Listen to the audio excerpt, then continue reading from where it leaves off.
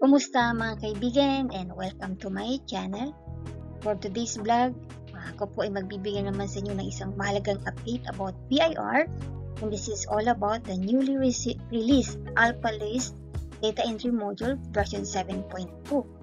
Okay, so the older version is 7.0. Ito na po yung bagong version ngayon na gagamitin natin para pag-submit online ng NAP, SAWT, and QE. Okay, so starting this 2024, ito na po yung latest version na gagamitin natin onwards unless na may bago ulit dumating na version. Okay, so ito po yung mga related issuances related dito sa AlphaList Data Entry Module version 7.2 na to. Yung RMC 16-2024, ito yung RMC na nagbibigay ng extension. Instead of January 31, ay ginawang February 28 yung deadline ng pag-submit online nitong AlphaList.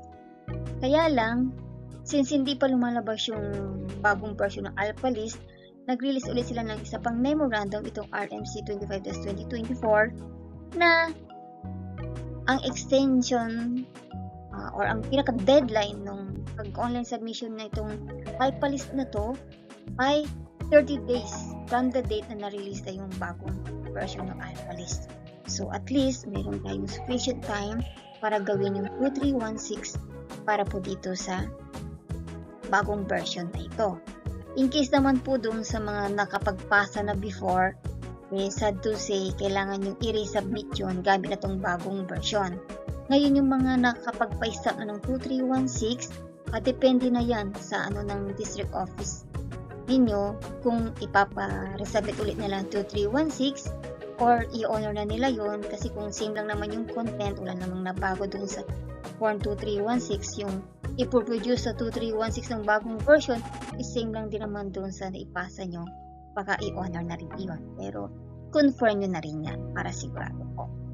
Okay, so itong mga memorandum na to, you can download this sa BIR website para magkaroon kayo ng printout. Mas maintindihan ninyo or ma-share nyo rin sa iba. Okay? Or you can also share my YouTube channel para po ma-inform din po yung mga kakilala ninyo, mga kaibigan ninyo. And in that case, natutulungan nyo din po yung channel. Thank you in advance. Okay, sa mga baguhan po dito, gusto ko po kayong i-welcome. This is Eureka's YouTube channel. And ito pong channel na to is mainly, ang purpose ito is about BIR and other BIR-related topic. Kung meron po kayong gustong i-discuss natin, you can comment down below at tignan po kung kaya ko namang gawan. And disclaimer lang, hindi po ako isang CPA. Sinishare ko lang itong aking alaman based experience ko and then based din sa mga natakalap ko sa iba din. Okay?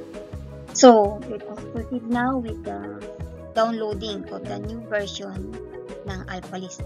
Sa inyo pong browser, ano man yung browser na gamit nyo, i-click nyo lang po yung www.bir.gov.ph and then pupunta kayo dito. Once na ilagay nyo po yan, click nyo lang po yung drop down arrow na yan, then may mga lalabas po dyan na choices. Ayan. So upon clicking po yung drop down arrow na to, piliin nyo lang po yung homepage. Punta muna tayo sa homepage.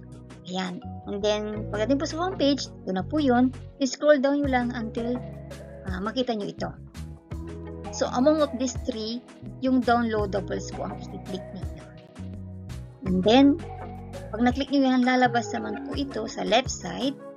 Ayan, makikita mo yung AlphaList Data Entry and Validation Module version 7.2. Yan po ang ating ita-download. So, i-click nyo lang po yan. Then, upon clicking, nadirect ka niya dito. Ito na po yung pinaka-program. Naka-zip file siya. So, i-click nyo lang po yan para ma-download ninyo.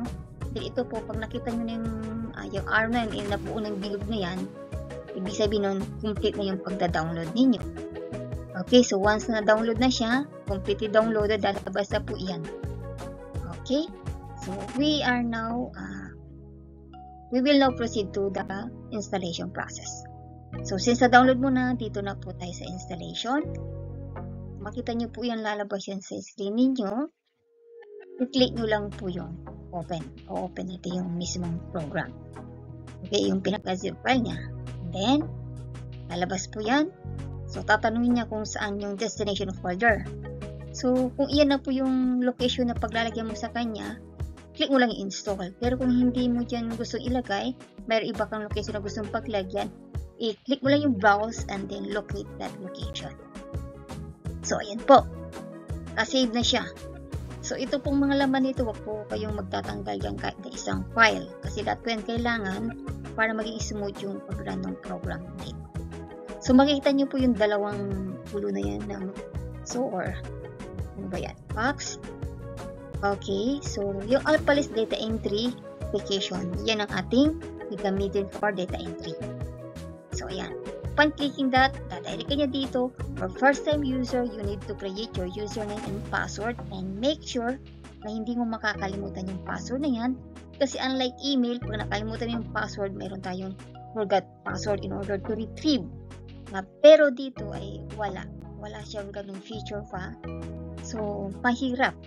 I think kapag ganito yung problem, gusto mo talaga i-recover yan, I don't know kung kaya ito ng service desk ng PIR sa kanilang data center. At anyway, to avoid that error, ingatan na lang natin yung ating password. Okay, so create your username and then yung password. And after mong ma-create yung username password mo, yun na yung forever login mo gagamitin. Okay? And then, eto, for first time use of the program, ihingan ka niya ng company profile or yung profile ng taxpayer. This is one-time entry lang. So, do you want to do it now? Then, proceed mo. Yes. Okay, ayan po yun. Ito yung pinaka main menu ng program nito. So, as I've said, one-time entry lang yan. So, inputan mo lang yan. RDO code, yung PIN mo, naka-default na yung branch code, category, withholding agent. Ayan. So, yung drop-down arrow na yan, nandyan yung choices. Okay? Then, lagay mo lang yung first name. Basta yung mga applicable na ano. So, make sure na tama yung ini-input ninyo. Much better, kaharap mo yung COR mo o yung BR form 2803 mo para hindi ka magkamali. Yung RDO code, yung PIN. Okay? And then, once na ikaw ay 101% sure na tama in-input mo dyan, you can now save. If ever naman na nagkamali ka, click mo lang yung revert, then pwede mo siyang i-edit and then save again. Okay. So, ayan, ang kinalabasan niya. Halimbawa lang, given, ano lang po ito sample lang to. So, for an individual like Juan Santos de la Cruz, ayan yung nilagay niya. Category withholding agent, baka ma-confuse kayo dyan. Dalawa lang ang choices dyan, either private or government. Since hindi ka naman government agency, you're an individual, so private.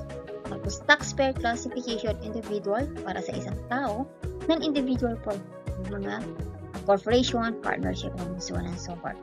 Okay, so once you're done, you can just close. Okay, or edit kung may mali. So ito na, punta tayo sa main menu. So itong main menu na to, ano ba ini-input natin sa Alpalis data entry na to? Of course, yung MAP, QAP, SAWT. At saka yung sa mga 2316 naman, annual, ayan, 1604C, 1604E, 1604F. Okay? So, itong PIN library naman na to, yan bumabato yung mga PIN, details ng PIN na ini-input natin. So, pag may mali tayo halimbawa, pwede rin natin i-access yan para mabago siya. Okay, so this is all for now. Yan yung pinaka-main menu natin ng President Module. Siguro mga susunod ito, turo ko naman kung paano pag-submit ng mga MAP, QAP, SAWT, and yung 2316 medyo, technical, madugo. Pero try pa rin natin, no? Okay, so thank you for watching and I hope na may natutunan kayo. Kindly like, share, and subscribe na rin and click the notification bell for more PIR related content. Thank you and have a nice day. God bless!